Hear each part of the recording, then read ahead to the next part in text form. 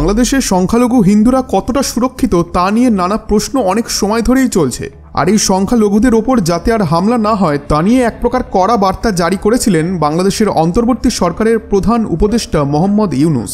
এমনকি তিনি এটিও বলেছিলেন যে বাংলাদেশে মাইনরিটিসদের ওপর অত্যাচার না কমলে তিনি পদত্যাগ করবেন। যার পর 9 আগস্ট থেকে পাল্টা আন্দোলনে নামেন সে দেশের হিন্দুরা, আর স্লোগান ওঠে যে দেশটা কারোর বাবার নয়। উল্লেখ্য যে বাংলাদেশে যখনই কোনো রাজনৈতিক অস্থিরতা দেখা গিয়েছে তখনই সেখানে হিন্দুদের ওপরেই টার্গেট করা হয় এবং কথায় কথায় তাদের বাংলাদেশ ছেড়ে চলে যেতে বলা হয়। আর এই কারণেই সাম্প্রদায়িক বৈষম্যতাকে রুখতে এবার কিন্তু বড় পদক্ষেপ নেওয়া হচ্ছে। আর এরই মধ্যে হঠাৎ করেই মঙ্গলবার ঢাকার বিখ্যাত ঢাকেশ্বরী মন্দিরে চলে যান বাংলাদেশের অন্তর্বর্তী সরকারের প্রধান উপদেষ্টা মোহাম্মদ ইউনূস। আর সেখানে গিয়ে তিনি পুজো উদ্যোক্তাদের সঙ্গে কথাবার্তাও বলেছেন। তার হঠাৎ করেই হিন্দু মন্দিরে যাওয়া নিয়ে অনেক প্রশ্ন উঠেছে। অনেকের মতে এর মাধ্যমে একটা সম্প্রীতির বার্তা যাবে, আবার কেউ কেউ মনে করছেন বাংলাদেশে হিন্দুদের প্রোটেস্টের চাপের জন্য এবং তাদেরকে সাপোর্ট করে ইউএসএ এবং ইউএনএ হিন্দুদের যে প্রোটেস্ট চলছে সেই জন্যই তিনি এই কাজটি করেছেন। যদিও এর পেছনে প্রধান উদ্দেশ্য কি সেটি আমরা আজকের এই ভিডিওতেই জানবো। আর এই টপিকটি নিয়ে তো কথা হবেই, তবে আরও একটি টপিক নিয়ে কথা হবে যেখানে আমেরিকা শেখ হাসিনাকে নিয়ে এক বড় মন্তব্য করেছে, যেটি শুনলে আপনি চমকে উঠবেন, যেটি আমি ভিডিওর শেষে আলোচনা করব। তাই আপনাদের কাছে অনুরোধ করছি ভিডিওটি অবশ্যই শেষ পর্যন্ত দেখবেন আর ভিডিওটিতে একটি লাইক করে চ্যানেলটিকে অবশ্যই সাবস্ক্রাইব করে দিন। মঙ্গলবার অর্থাৎ 13ই আগস্ট মাইনরিটি সম্প্রদায়ের নেতাদের সঙ্গে একটি বৈঠকে বসেছিলেন ডক্টর মোহাম্মদ ইউনূস। আর ওই দিনই হঠাৎ করেই 12:15টায় তিনি ঢাকার ঢাকেশ্বরী মন্দির পরিদর্শনে চলে যান। আর সেখানে তাকে মন্দির থেকে ভেতরে নিয়ে যান আরও কিছু হিন্দু সম্প্রদায়ের নেতারা। শেখ হাসিনা বাংলাদেশ ছেড়ে যাওয়ার পরেই এই দেশে সংখ্যালঘু বিশেষত হিন্দুদের ওপরে আক্রমণ হচ্ছে বলে বিভিন্ন মহল থেকে দাবি করা হচ্ছিল এবং সেটিও সরকারের জন্য একটি চাপ সৃষ্টি করছিল।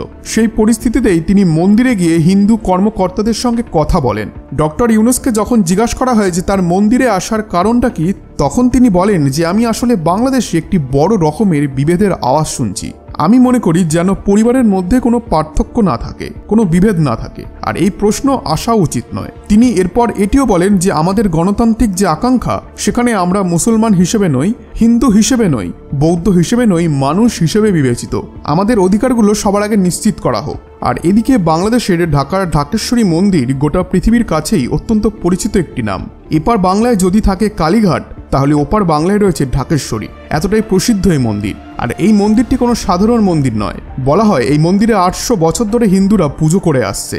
আর এই স্থানটিকে হিন্দুদের অন্যতম শক্তিপীঠ বলে উল্লেখ করা হয়। আর সেই প্রাচীন মন্দিরেই এদিন যান প্রফেসর মোহাম্মদ ইউনূস। আর সংখ্যালঘুদের ওপর যাতে হামলা না হয় তা নিয়েও তিনি কড়া বার্তা অনেক আগেই দিয়েছিলেন। আর ঢাকেশ্বরী মন্দিরে গিয়েও তিনি এই এক কথাই বলেন। বাংলাদেশের ধর্ম মন্ত্রকের তরফে বলা হয়েছে মন্দির, গির্জা বা প্যাগোডাতে বা কোনো ধর্মীয় স্থানে হামলা হলে 01766843809 এই নম্বরে ফোন করে জানানো যাবে। আর এই নম্বরে SMS করেও বিষয়টি জানানো যাবে। মন্দিরে হিন্দু সহ বাংলাদেশের অন্যান্য সংখ্যালঘুদের সঙ্গে কথা বলার সময় সংখ্যালঘুরা মোহাম্মদ ইউনূসের কাছে 5 দফা দাবি পেশ করেন। মোহাম্মদ ইউনূসের সঙ্গে ছিলেন বাংলাদেশের বর্তমান আইনি উপদেষ্টা আসিফ নজরুল ও ধর্ম বিষয়ক উপদেষ্টা AFM খালিদ হোসেন। পাশাপাশি সংখ্যালঘুদের তরফে পুজো উদযাপন পরিষদের সভাপতি বাসুদেব ধর, সাধারণ সম্পাদক সন্তোষ শর্মা এবং সার্বজনীন পুজো কমিটির সভাপতি জয়ন্ত কুমার দেব, আর হিন্দু বৌদ্ধ খ্রিস্টান ঐক্য পরিষদের সদস্য কাজল দেবনাথ ও যুগ্ম সাধারণ সম্পাদক মনিন্দ্র কুমার নাথও ঢাকেশ্বরী মন্দিরে উপস্থিত ছিলেন। যেদিন ডক্টর মোহাম্মদ ইউনূস শপথ নিয়েছিলেন সেদিনই টুইটারে প্রধানমন্ত্রী নরেন্দ্র মোদী একটি টুইট করেন, যেখানে তিনি হিন্দুদের সেফটির ওপর জোর দিয়ে একটি বিশেষ টুইট করেন। আর এই টুইট করার পরেই বাংলাদেশের হিন্দুরা কিছুটা সাহস পান। বাংলাদেশের হাজার হাজার হিন্দু এরপর রাস্তায় নামেন এবং প্লে কার্ড হাতে ধরে তারা বারবার বলেন যে কেন আমাদেরকেই টার্গেট করা হয়। পোস্টার নিয়ে তারা ঢাকার রাজপথে নেমে এসেছিলেন। এরপরেই দেশ বিদেশে এই নিয়ে আলোড়ন পড়ে যায়। বলা হয় PM মোদীর এই হিন্দু টুইটটি করার কারণে UK, কানাডা, আমেরিকা, ফিনল্যান্ডের হিন্দুরা রাস্তায় নেমে পড়ে। আর সেখানে তারা বাংলাদেশি সরকার এবং কট্টরপন্থীদের বিরুদ্ধে প্রদর্শন দেখাতে শুরু করে। এমনকি শত শত হিন্দুরা বাংলাদেশের রাস্তায় নেমে হরে কৃষ্ণা হরে রামার এই স্লোগান দিতে থাকে। এছাড়াও নিউ ইয়র্ক, লন্ডন এবং টরন্টোতে বাংলাদেশের হিন্দুদের হয়ে খ্রিশ্চানরাও একসাথে জড়ো হন এবং তারা খুব প্রদর্শন করেন। খ্রিশ্চানরা হয়তো প্রথমবার এত বড় গ্রুপ করে হিন্দুদেরকে সাপোর্ট করার জন্য মাঠে নেমেছে। ইসরায়েলি রাজদূত নাওর গিলনের সঙ্গে আরও অনেক ইসরায়েলি মানুষ টুইটারে হিন্দুদের সাপোর্টে পোস্টও করেছেন। আর তারপর ইউনাইটেড নেশনও বাংলাদেশে হিন্দুদের ওপর অত্যাচার নিয়ে ধিক্কার জানিয়েছে।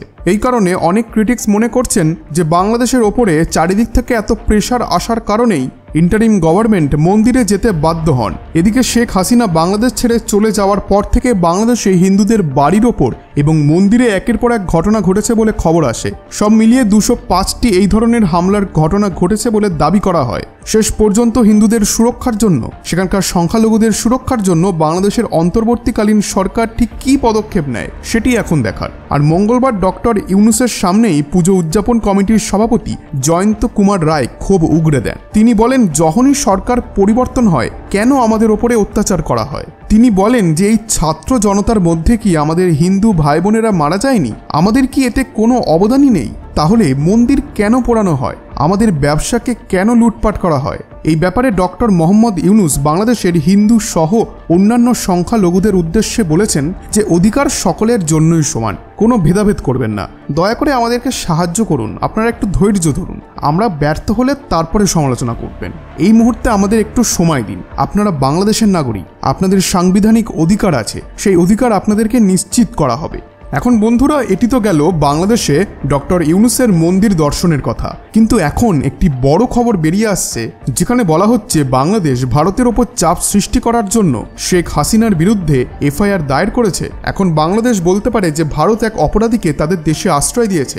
আপনাদেরকে জানিয়ে রাখি, শেখ হাসিনার বিরুদ্ধে এক দোকানদারকে হত্যা করার মামলা দায়ের করা হয়েছে। বলা হয় আগের মাসে 19শে জুলাইতে বাংলাদেশে প্রোটেস্টের সময় ঢাকার মোহাম্মদপুরে একটি মুদিখানার দোকানে গোলাগুলিতে এক দোকানদারের মৃত্যু হয়ে যায়। সেই দোষেই শেখ হাসিনার বিরুদ্ধে এফআইআর দায়ের করেছে বাংলাদেশ। আর কথায় আছে, যখন বিপদ আসে তখন সব দিক থেকে আসে। তাই জন্য শেখ হাসিনা যখন মন্তব্য করেছিলেন যে এই সব কিছুর জন্য, অর্থাৎ বাংলাদেশে প্রোটেস্টের জন্য ইউএসএ দায়ী, এখন সেই খবর ইউএসএর কাছেও চলে গেছে। আর ইউএসএর হোয়াইট হাউসের স্পোক্সম্যান এই ঘটনাটিকে সম্পূর্ণ মিথ্যা বলে দাবি করেছে। দ্য টাইমস অফ ইন্ডিয়ার এই রিপোর্টটি একবার দেখুন। সেখানে উনি শেখ হাসিনার মন্তব্যকে সিম্পলি ফলস এবং বাংলাদেশে যা হয়েছে তার জন্য আমেরিকা কোনোভাবেই দায় নয় এমনটাই দাবি করেছেন। ইউএসএর মতে বাংলাদেশে আর যা হয়েছে সেটি অর্গানিকভাবে হয়েছে এবং ন্যাচারালভাবে হয়েছে। স্পোক্সম্যানের বলা সেই ভিডিওটি আপনি একবার দেখুন। So we have had no involvement at all. Any reports or rumors in these events is simply false. We believe that the Bangladeshi people should determine the future of the Bangladeshi government. তো এই মুহূর্তে USA এটাই জানাচ্ছে যে তাদের কোনো রকমভাবে involvement নেই বাংলাদেশের আজকের এই সিচুয়েশনের জন্য। এই বিষয়ে আপনাদের কি মনে হয়? আমি আপনাদের মতামত জানতে চাই। আমি আগের দিনের ভিডিওতেই বলেছিলাম যে শেখ হাসিনার মতে ইউএসএ কিভাবে তাদের বাংলাদেশের জিওপলিটিক্সের ওপর প্রভাব ফেলছে। আর সেই ভিডিওটি যদি আপনি দেখে থাকেন তাহলে আপনি আরও ক্লিয়ারলি বুঝতে পারবেন যে সত্যি ইউএসএ এর মধ্যে ইনভলভ আছে কিনা। আপনারা অবশ্যই আপনাদের মতামত কমেন্টে জানান। বন্ধুরা, এই ভিডিওটি ভালো লেগে থাকলে ভিডিওটিতে একটি লাইক এবং চ্যানেলটিকে আজই সাবস্ক্রাইব করে রাখুন। ধন্যবাদ।